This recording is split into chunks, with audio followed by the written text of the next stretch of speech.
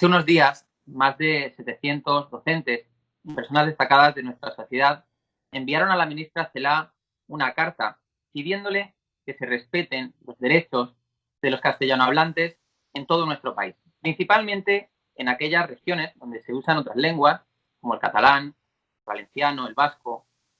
Y bueno, uno de los grupos que principalmente impulsa esta lucha por los derechos de los castellanohablantes es el Foro de Profesores.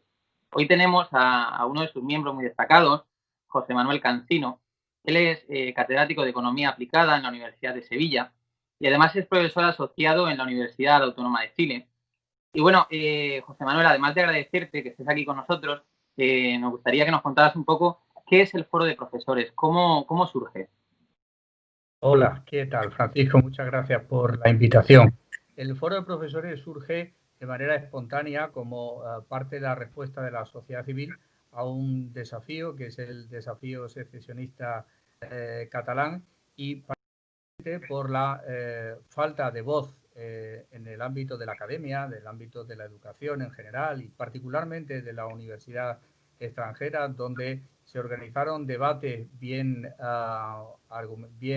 hilvanados por parte de las diferentes bazas que el independentismo catalán tenía allí, y en esos debates ni siquiera se daba la oportunidad a expresar una opinión diferente, se transmitía una visión completamente distorsionada de España como país en el que había una ausencia de libertades, país en el que se perseguía a una determinada forma de ver las cosas, y no teníamos en cambio la oportunidad ni siquiera de expresarnos. En consecuencia de ese vacío en la libertad de expresión y en el intercambio de ideas, el Foro de Profesores comenzó a agrupar a diferentes profesores españoles repartidos por las distintas universidades del mundo, que comenzaron a llamar a las puertas de estas universidades que no nos daban voz, que daban una visión completamente distorsionada del proceso, y afortunadamente se comenzó a transmitir una visión mucho más cercana a la realidad. Hay que hacer la llamada de atención de que muchas de estas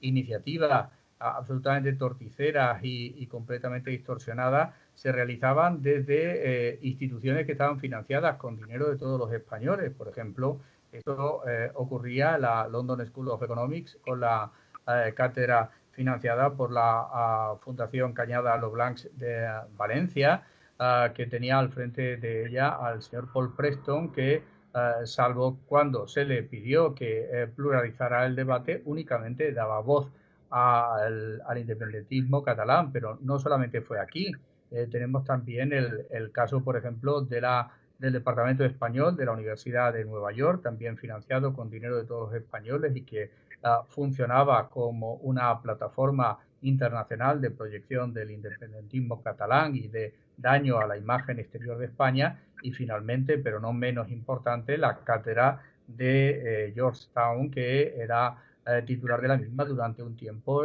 Clara Ponsatí, prófuga de la justicia española, ahora ocupando un escaño en el Parlamento Europeo, y también se utilizaba como una plataforma de proyección de una visión absolutamente contraria a la realidad de lo que estaba ocurriendo en España y en torno a Cataluña.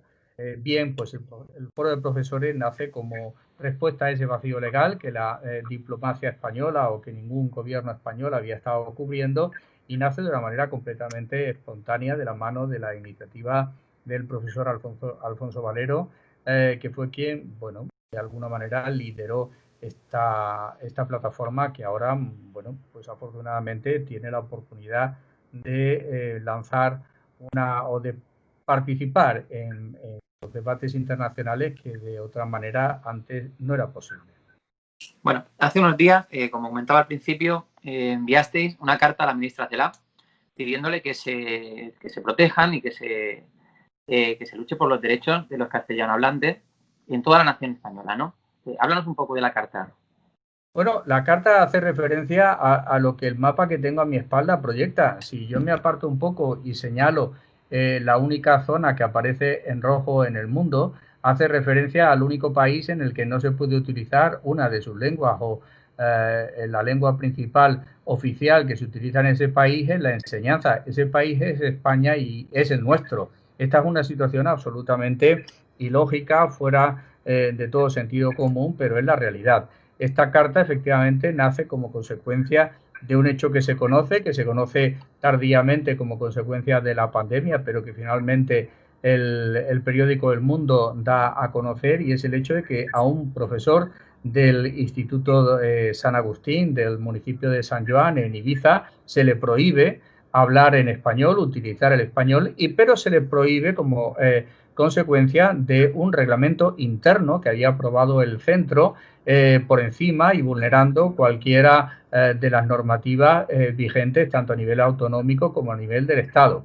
Pero es importante señalar, Francisco, si me lo permite, que esta no es una situación aislada que podemos nosotros, que pudiéramos considerar como anecdótica y por tanto nada representativa de la realidad, sino todo lo contrario, y esto es lo que se deja bien patente y de manifiesto en la carta que le hemos tenido la oportunidad de enviar y que, por cierto, ha acusado recibo, estamos pendientes de la respuesta, la señora ministra, porque junto a esta situación hay que contemplar, por ejemplo, lo que ocurrió en el año 2016 con dos escuelas públicas, además, ni siquiera privadas ni tampoco concertadas de Pamplona, donde hay dos escuelas a las que a los niños entre 0 y 3 años se les suprimió inicialmente el derecho a estar en aulas bilingües, sino que únicamente tenían la posibilidad de estudiar en euskera. Solo fue como consecuencia de la reacción de la sociedad pamplonesa y navarra cuando se restableció esta situación,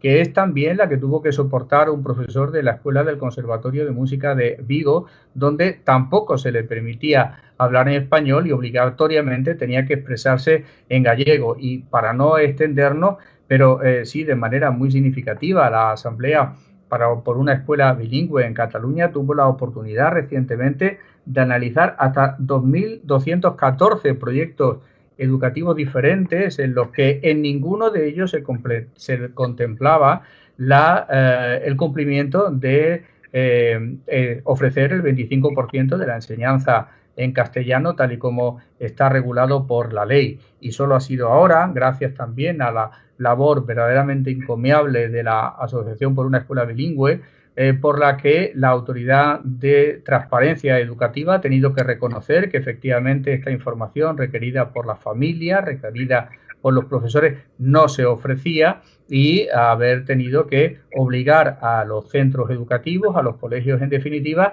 a ofrecer esta información que es nuclear para que una familia decida dónde escolariza a sus hijos, se obligue a ofrecerla y, por tanto, a mostrar que efectivamente ese cumplimiento de la normativa no se llevaba a cabo. Por tanto, queremos dejar bien claro que no es una situación anecdótica propia del Instituto de San Agustín de Ibiza, sino que es una situación bastante generalizada que solo se está reconduciendo gracias a la respuesta de la sociedad civil, de la familia, de los profesores en definitiva y de los alumnos, que también son los principales afectados por esta situación completamente irregular y lesiva. Bueno, para que todos nuestros espectadores se enteren, el caso del que hablaba de Pamplona, no sé si se escucha con un poco de eco. Bueno, el caso del que hablaba de Pamplona, estamos hablando de más de 200 alumnos que se quedaron sin la oportunidad de poder aprender su lengua, de poder aprender castellano dentro de España, en centros públicos de España. Pero además es que el caso del que hablaba de Ibiza, estamos hablando de un profesor que sufría presiones por hablar castellano en Ibiza.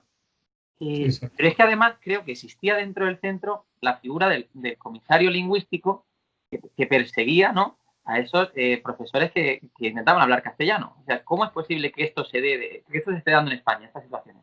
Bueno, esta situación se deriva del hecho de que en muchas instituciones, en muchas administraciones públicas, en muchos centros de atención de servicios públicos, no se cumple con el principio de la neutralidad que se requiere a toda administración pública, a todo servidor público, que tiene que ser con el conjunto de los ciudadanos neutral desde el punto de vista del respeto a la ideología y a las convicciones de cada cual. Por ejemplo, en estos institutos se exhibe impunemente propaganda independentista catalana lesionando los derechos del conjunto de los alumnos y de los profesores que no piensan de esa manera, y sin embargo se utiliza el espacio público para hacer apología de una determinada ideología u opción política. Esto no es únicamente lo que ocurre en el Instituto de Ibiza, es habitual utilizarlo no únicamente en los espacios públicos, sino también ahora recientemente lo hemos visto con la inauguración del curso académico de las universidades catalanas, con el mensaje o con los correos electrónicos corporativos que podemos recibir por parte de las autoridades o de colegas de las universidades catalanas, donde en algunos de ellos se firma con una apología explícita de una determinada opción política y sin duda se invade un espacio que debe estar protegido por el principio de neutralidad en las aulas y de neutralidad en el conjunto de la administración pública, de manera que se garantice el respeto a la libertad de todos los ciudadanos y no se condicione el servicio público que se recibe o no se coarte la libertad o no tenga uno la sensación de que va a un hospital o a un centro de salud y según como piense va a ser atendido de una manera más amable o de una manera mucho menos amable, estando de por medio la propia salud o la propia educación que pueda recibir. Es decir, junto con esta manifestación de persecución del español, tenemos una que es igual o más grave, que es la vulneración del derecho o de la obligación de que las administraciones se comporten de manera neutral en el servicio público que prestan a todos los ciudadanos con independencia de cómo piensen. Y entonces, José Manuel, además vosotros desde el Foro de Profesores, bueno, habéis denunciado que la normativa lingüística no se está cumpliendo en ningún centro de Cataluña y que además la incumple la ley de plurilingüismo de la Comunidad Valenciana. Bueno, ¿no atenta esto contra los derechos individuales que las personas tenemos, no solo a hablar en nuestra lengua, sino a recibir la formación sobre nuestra lengua, de la lengua castellana? Bueno, por supuesto, Francisco, que atenta contra la normativa, atenta contra la ley, atenta contra la lógica y algo muy importante que no se nos debe olvidar. Atenta contra el futuro, el empleo y las posibilidades de trabajo de las personas que están estudiando. En España tenemos un problema muy grave del que se habla muy poco. Tenemos un 44% de tasa de desempleo juvenil. Tenemos un idioma, una herramienta de trabajo fundamental, que es el español, que nos abre la puerta a trabajar con 580 millones de personas hispanohablantes en el mundo, que en este momento hay, según los datos del Instituto Cervantes. No dar esta herramienta, cercenar, limitar, robar, utilizar las tijeras para robarle esta posibilidad de desarrollo profesional y futuro a los jóvenes, no es otra cosa que engordar esa cifra ya por sí macabra del 44% de tasa de desempleo, de paro juvenil. Es decir, quien impide, quien dificulta la enseñanza en español, está robando a los más débiles, a los más jóvenes, una herramienta clave para que puedan construir un futuro laboral y personal el día de mañana. Pensemos, por ejemplo, en lo que le ocurre a cualquiera de nuestros hijos si intentamos quitarle el Fortnite al que están jugando con la tablet o con el ordenador. Tendrían una reacción propia de quien no entiende que se esté robando algo que es fundamental porque todos sus amigos lo tienen. Todo es inexplicable en su mente que alguien le diga no puede jugar a este juego, al Fortnite, ¿no? En cambio, ninguno nos pensamos por qué no hay una reacción similar cuando se le está impidiendo el recibir enseñanza en español, cuando es algo gravísimo de cara a su futuro. Es decir, le estamos robando la posibilidad de que trabajen entendiéndose con centenares de millones de personas en el mundo, que desarrollen su capacidad profesional en muchísimos países del mundo, teniendo además en cuenta que ahora mismo hay, por ejemplo, 22 millones de personas en el mundo que están pagando por recibir educación en español. Y sin embargo nosotros cogemos y limitamos en España el derecho a utilizar, a formarnos en esa lengua que es una herramienta de desarrollo profesional, personal y de capacidad de comunicación con el mundo. Es decir, esto está fuera de toda lógica, pero particularmente, y esto es algo en lo que no se pone el énfasis necesario, va contra quien peor situación tiene. Es decir, las personas más desfavorecidas, las familias con menos recursos, las familias que más necesidad tienen de tener un progreso social y laboral, son las que principalmente se van a ver perjudicadas por esa situación. Este tiempo de pandemia, Francisco, ha puesto de manifiesto que no todas las familias pueden recibir teleeducación en las mismas condiciones. Las familias que menos recursos tienen, que menos acceso a Internet tienen, que menos equipos tienen, que menos capacidad tienen los padres para poder ayudar a los hijos supliendo esa falta presencial del profesorado, son también las familias que más necesitan de una herramienta como el español, como herramienta de progreso, como herramienta de futuro, incluso con independencia de lo que cada uno piense o de la ideología que cada uno piense. Estamos hablando de la posibilidad de acceder a un puesto de trabajo, estamos hablando de la posibilidad de poder comer, de desarrollar un proyecto vital dentro de unos años cuando estos chicos salgan del instituto. Estos mismos chicos del Instituto de San Agustín o cualquier otro chico, le estamos robando una herramienta fundamental para su desarrollo laboral. Es absolutamente antisocial, completamente regresivo. Esto va principalmente contra la familia más necesitada de nuestro país.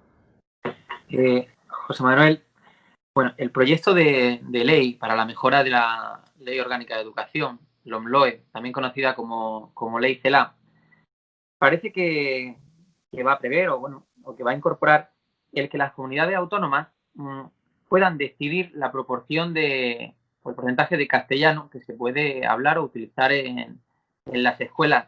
¿Es esto, José Manuel, la posibilidad a que sea el fin del castellano, por ejemplo, en Cataluña?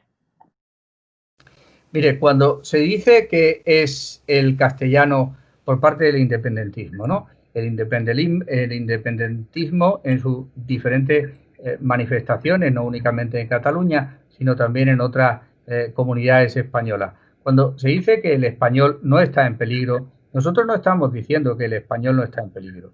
El español no está en peligro, afortunadamente, por quienes están fuera de España, porque lo demandan y porque está garantizado. El español sí está en peligro para aquellos que quieren tenerlo como una herramienta de comunicación y de futuro profesional. Fíjense que la mayor parte de la élite independentista que nos ha llevado a esta situación, de la que afortunadamente estamos saliendo como consecuencia de la respuesta de la sociedad civil, las élites independentistas no tienen este problema. Y no tienen este problema porque tienen recursos suficientes como para haber llevado a sus hijos a otros centros donde se les ha garantizado la enseñanza en español, en castellano y en otras lenguas además del castellano. La ley CELA o la LOMLOE tiene una disposición adicional que es la disposición 38ª, donde teóricamente garantiza el que al final del desarrollo curricular de cualquier alumno se haya tenido enseñanza y competencias adquiridas en todas las lenguas, en la lengua castellana y también en la lengua cooficial de la comunidad en la que pueda residir, por ejemplo Cataluña, que es el caso por el que me pregunta. Bien, esto sobre el papel es así, ¿no? El papel lo resiste todo. Pero ¿qué ocurre como ha puesto de manifiesto la Asamblea por la enseñanza bilingüe? En la práctica no se cumple. Bueno, cuando esto no se cumple, la ley debe establecer un mecanismo para garantizar que cuando se produce una vulneración de la ley se corrija esta situación y se reconvenga y se vuelva a lo que la ley establece. Aquí hay un mecanismo que es el que ni funciona ahora ni la ley se la resuelve, que es el mecanismo de la alta inspección educativa. La alta inspección del Estado está pendiente de una ley que nunca se ha llegado a desarrollar, que es la ley de la alta inspección del Estado. No solamente para la educación, sino también para el conjunto de los servicios públicos que el Estado regula y que debe, en última instancia, garantizar que son iguales para el conjunto de los ciudadanos españoles, residan donde residan, porque no olvidemos que los derechos no son de los territorios, los derechos son de las personas. Viva usted en Melilla, viva usted en Reus o viva usted en Alcalá de Guadaira. Los derechos son de las personas y los mecanismos legales tienen que garantizarlos de manera efectiva y los tribunales están para, en caso de que esto no ocurra, reconducir la situación. Sin una ley de la alta inspección del Estado, ni la ley CELA, ni la ley de quien venga, porque desafortunadamente estamos de nuevo ante leyes de educación que son leyes de partidos o de mayorías aritméticas que se volverán a cambiar cuando la mayoría aritmética cambie. Sin una ley de la alta inspección del Estado, ninguna ley de educación va a garantizar lo que en su propio papel ponga. Lo diga en la disposición adicional 38ª, como es el caso, o lo diga en el artículo 14. Y esto hemos tenido durante el tiempo en el que se han estado renovando los estados de alarma una posibilidad de resolverlo. Cuando el gobierno necesitaba de esa mayoría para revalidar los estados de alarma en ese parlamento que durante ese tiempo funcionaba a medio abril, los apoyos que ha recibido podían haber sido a cambio de desarrollar esa ley tan necesaria para acabar con la desigualdad que tenemos en España en muy diferentes ámbitos, sanitario, educativo, por poner solo ejemplos más recientes. Y sin embargo no se ha utilizado. Por tanto, esta es otra gran asignatura pendiente. En el marco de una reforma, Francisco, que no olvidemos. Miren, vamos a intentar, o se está en este momento en España, debatiendo sobre la reforma de una ley educativa en mitad de una pandemia que ni sabemos cuándo va a terminar, ni cómo va a ser la vida cuando la pandemia termine. Y esa pandemia tiene un impacto directo en la educación, que es el desarrollo de la teleeducación, que no sabemos ni qué papel va a jugar en el futuro, pero lo que sí podemos saber es que desde luego ha venido para quedarse. Y con esas incógnitas encima de la mesa, incógnitas determinantes, que no permiten abordar muchísimas cosas, tampoco la educativa, nos empeñamos en sacar adelante una ley con unos interrogantes absolutamente cruciales que, por supuesto, desaconsejan cualquier medida legal, porque es que queda envejecida en el momento en el que la pandemia evoluciona en un sentido o la teleeducación evoluciona en otro. Es que no tiene sentido regular algo en un entorno tan incierto como el que ahora mismo tenemos. Desde luego. Y bueno, si, José Manuel, para ti, si la educación fuera, si el castellano fuera un paciente, ¿en qué situación clínica se encuentra en estos momentos en nuestro país? Pues si yo fuera alumno, daría gracias por no vivir en una comunidad en la que se me cercenan mis derechos para poder formarme en una materia tan importante como es la capacidad de entenderme con millones de personas en el mundo.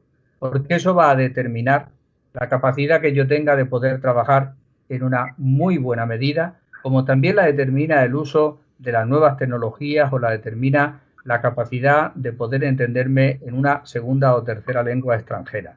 Por tanto, la sociedad no debe permitir que se le robe a nuestros hijos esa posibilidad.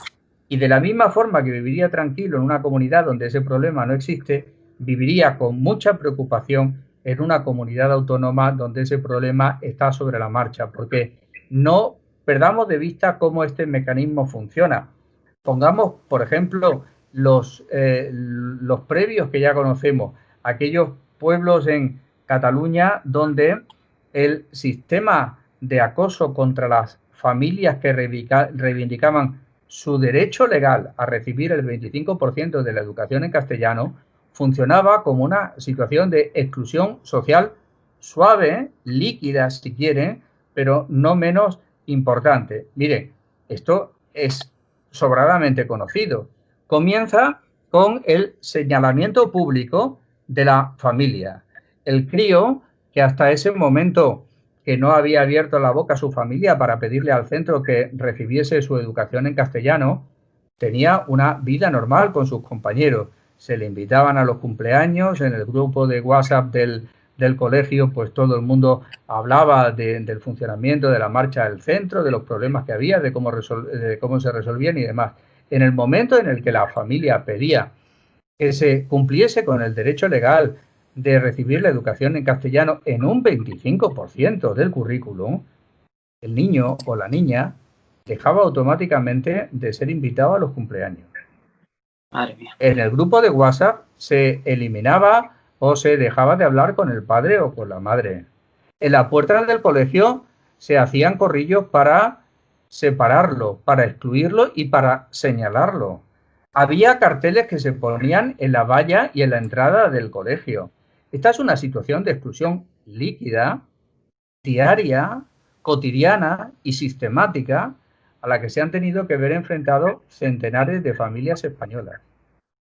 Con el silencio y sintiéndose durante muchísimo tiempo absolutamente solas y huérfanas del menor calor del conjunto de la sociedad. En parte porque no se conocía, esto no sale en los medios de comunicación, esto no es portada en cualquier telediario, pero esto es bullying. Esto es bullying y del fuerte. Pero aquí no hay ni cámaras, aquí no hay denuncias, aquí no hay un teléfono para el apoyo a estas familias, un teléfono contra el bullying, aquí no hay la posibilidad de que las fuerzas y cuerpos de seguridad del Estado tomen cartas en el asunto, pero esto es un sistema de exclusión social que siguen viviendo centenares de familias hoy día, en 2020, en España. Y yo recuerdo, José Manuel, fíjate, como docente, recuerdo un alumno, su padre venía una semana, sí, otra no, desde Tarragona, ¿no? Y un día le pregunté al padre por qué tenía que estar yendo y viniendo desde Tarragona. El niño estaba en Cartagena, en un colegio. Entonces el padre me comentó que él era enfermero, que era su trabajo, que no podía dejarlo, y que a su hijo se lo habían tenido que traer desde Tarragona hasta Cartagena, que era, bueno, donde tenían a la familia materna, para sacarlo de allí porque estaba sufriendo unas presiones, unos acosos tremendos simplemente por usar el castellano. Simplemente por no entrar por el aro de lo que pretendían, ¿no? A mí aquello me ponía los pelos de punta. Ese padre hacía 3 guardias seguidas para tener 4 días libres para poder venir a ver a su hijo desde Tarragona hasta Cartagena. O sea, y simplemente para que su hijo pudiera estar en paz dentro de su país, para que pudiera hablar su lengua dentro de su país, pero no el 25%, el 100%, porque es su lengua, porque es su país y porque tiene todo el derecho del mundo, ¿no? Entonces, eso es escalofriante, desde luego. Y bueno, y por supuesto que de adoctrinamiento podríamos hablar no solamente del castellano, tendríamos miles de ejemplos. El entrevistador eres tú, pero yo, si me lo permites, sí voy a poner un ejemplo. Cuando yo era alumno en la Universidad de Almería, una vez nos levantamos por la mañana y había un aula que era cuando la LOMCE, con Wert, se acababa de aprobar la LOMCE, y estaba el aula entera empapelada con póster del ministro Wert, con una motosierra cortándose el cuello, había crucifijos con fuego, y entonces yo me interesé por aquello, me interesé qué era lo que estaba ocurriendo, ¿no? Y bueno, llegué hasta la profesora que había mandado unos trabajos sobre la LOMCE, y le pregunté a la profesora y digo, no, esto no es normal, ¿no? Y me dijo ella, dice, sí, esto es, bueno, es un trabajo que han hecho sobre la LOMCE y es la libertad de expresión. Yo miraba aquellos trabajos de una punta a la otra, todos en la misma dirección, todos expresando lo mismo. Y yo decía, bueno, independientemente de los crucifijos con fuego, que bueno, que yo ya creo que atentan contra la concepción religiosa de cada uno, pero el tema de que todos los pósters de una punta a la otra vayan en la misma dirección que atacando a un gobierno, ¿es libertad de expresión o hay detrás una coacción a la misma expresión? Porque no es normal que dentro de un aula de 110 alumnos, los 110 tengan la misma opinión, porque no se refleja así en las urnas, porque no se refleja así en la realidad. Y al final esto, pues, como decía antes, es que esto está pasando, no se está contando, pero bueno, pues ahí tenemos al foro de profesores que lo estáis sacando, ¿no? Y que estáis luchando por ello. Bueno, afortunadamente no es solo el foro de profesores. Nosotros somos una pequeña pieza más en mitad de un mar mucho más amplio, que es la reacción de la sociedad civil ante situaciones a las que se nos tenía de alguna manera puesta una barrera de cristal que no podíamos superar. Hoy día, y no por el foro de profesores, sino por otras asociaciones, nuevamente por la Asamblea para una Educación Bilingüe y asociaciones como Impulso Ciudadano, tiene el Defensor del Pueblo un documento, y las autoridades europeas también, porque esto se ha presentado en Bruselas, tiene un documento de cómo se ha utilizado el proceso del 1 de octubre, que recordemos que la fecha clave no es el 1 de octubre, sino las leyes de desconexión del 6 y el 7 de septiembre del año 2017, que son verdaderamente el punto de ruptura, el punto de no retorno del golpe de Estado fallido en Cataluña. Bueno, pues el Defensor del Pueblo y las autoridades de la Comunidad Europea, de la Unión Europea, tienen ahora un dossier de cómo se ha utilizado de manera absolutamente doctrinaria el relato del proceso, del desafío del 1 de octubre en la escuela, en la enseñanza en Cataluña. Pero no solamente en el ámbito universitario, en los diferentes ámbitos. Cómo se utilizó los centros de educación. Por cierto, los centros de educación no solo públicos, también los centros de educación concertados, y ahora que está de actualidad por la reforma, entre otras fiscales que tenemos sobre la mesa, también los centros concertados, como parte del tributo que una sociedad absolutamente sometida a ese silencio, a esa presión líquida, tuvo que pagar al independentismo. El foro de profesores es una parte más de la reacción de esta sociedad que afortunadamente se está produciendo, no solamente en Cataluña, también como estamos viendo en Baleares, en Valencia, en Navarra, en otros lugares de España, que probablemente llega con décadas de retraso. Quizás hemos tenido una ingenuidad excesiva en la confianza en nuestras instituciones, en la confianza en que las instituciones democráticas nunca iban a permitir esto. No ha sido así, y al final, como siempre ocurre, es la sociedad la que se levanta y la que dice, por ejemplo, oiga usted, somos una familia con recursos muy escasos, no podemos, además del esfuerzo que hacemos en educar a nuestros hijos, permitir que se nos robe el futuro, que se le robe la oportunidad de encontrar empleo porque ustedes no quieran darle enseñanza en castellano y permitir que mi hijo el día de mañana pueda trabajar junto a 580 millones de personas en multitud o en decenas de países del mundo, porque usted ideológicamente no le parezca bien. Usted tiene sus espaldas cubiertas, usted es funcionario, usted tiene una plaza resuelta, usted tiene su familia resuelta. Mi hijo no, nosotros tampoco. No se nos ponga en contra, por favor, facilítenos esta oportunidad de futuro. Bueno, ya que has tocado el tema, no quiero quitarte más tiempo, José Manuel, pero bueno, además de las posibles reformas fiscales que está planteando el gobierno para las escuelas privadas, subirle el IVA al 21%, lo cual pueda significar su fin o su desaparición, también es cierto que esa reforma para la Ley Orgánica de Educación prevé un golpe importante a la libertad de enseñanza. Incluso algunos hablan de que buscan el fin de la escuela concertada. Un miembro del gobierno dijo hace unos días que la escuela concertada es una anomalía que la LOE tiene que superar. Bueno, ¿qué opinión tienes de esto? Pues mire, yo le voy a dar dos opiniones, una como técnico, como economista, y la otra es del ámbito del tema que motiva esta entrevista, que yo naturalmente agradezco. Desde el punto de vista como economista, le tengo que decir lo siguiente.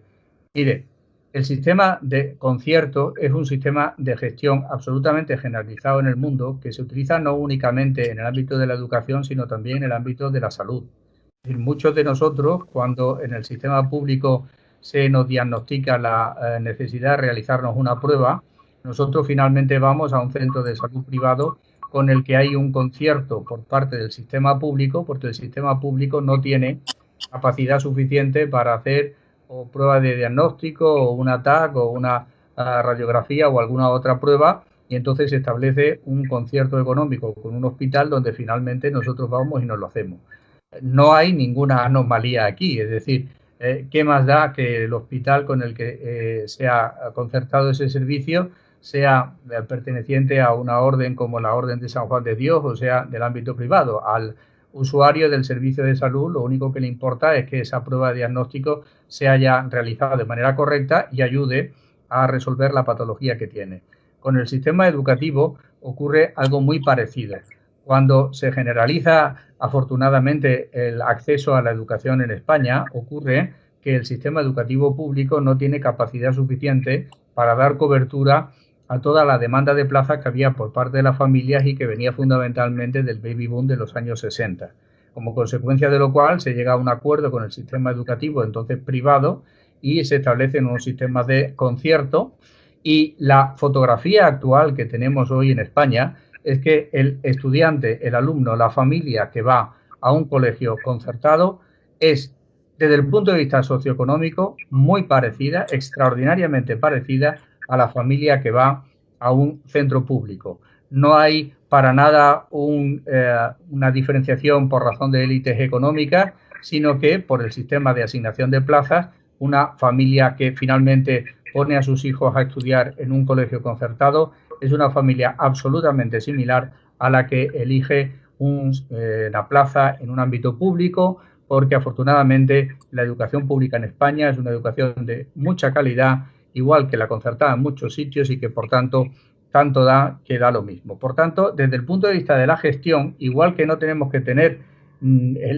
no podemos entender como ninguna anomalía ni democrática ni de ningún tipo el que nos vayamos a hacer una prueba de radiografía a un hospital concertado que pertenece a la Orden de San Juan de Dios. No hay ninguna anomalía democrática en poner a nuestros hijos en un colegio concertado si finalmente decidimos que por razón de proximidad, si por razón de calidad o de cualquiera otra de las razones que libremente una familia decida utilizar para elegir a su centro, finalmente esa es la opción que tiene. No hay ninguna anomalía, y si la hay, la habrá en la cabeza de quien así piensa, pero desde luego la radiografía social, lo que en la calle ocurre, no tiene nada que ver con esto. La anomalía probablemente esté en la cabeza de quien así opina, pero no desde luego en el pupitre que tenemos en la sala. Pero sí también tengo que hacer una llamada al comportamiento de la enseñanza concertada.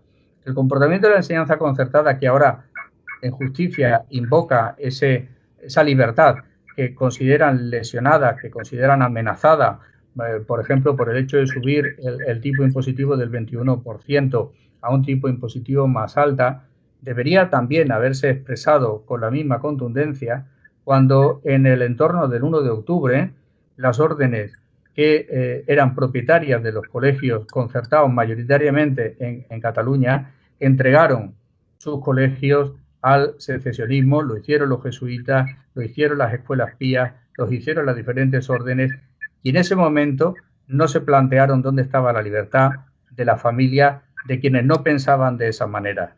No hubo en ese momento ninguna preocupación por esa familia que no pensaban de esa forma, ni tampoco la hay muchas veces cuando ni siquiera quieren entregar ese proyecto educativo del 25% del cumplimiento de las horas en castellano.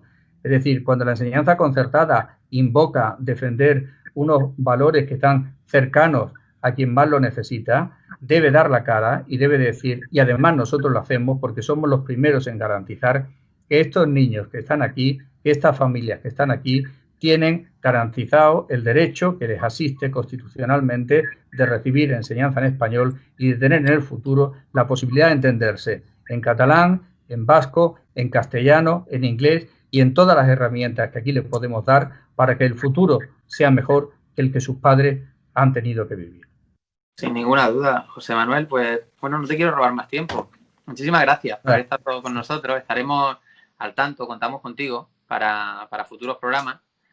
Y bueno, que ánimo en esa lucha, porque al final es la lucha de todos, ¿no? Y seguimos hablando, seguimos en contacto. Muy bien, Francisco, muchísimas gracias. Y recordemos ese mapa, la anomalía, es ese punto rojo que ahí aparece. España, el único país del mundo en el que hay dificultades para recibir enseñanza en la lengua vehicular. Muchísimas gracias. Gracias.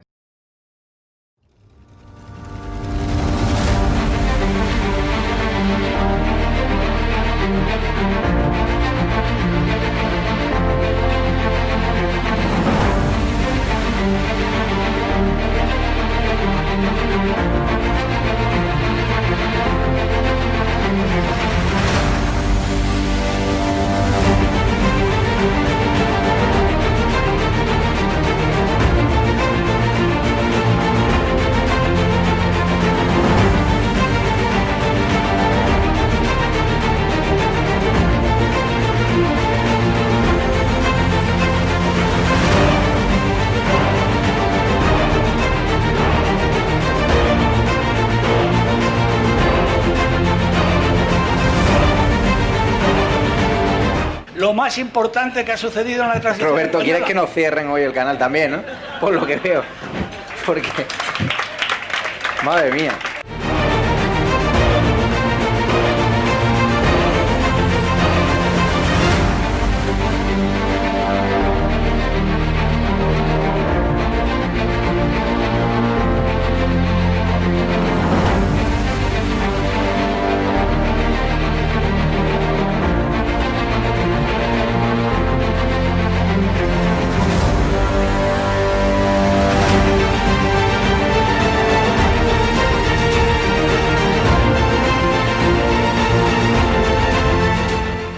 No va a tener, como mucho, más allá de algún caso diagnosticado.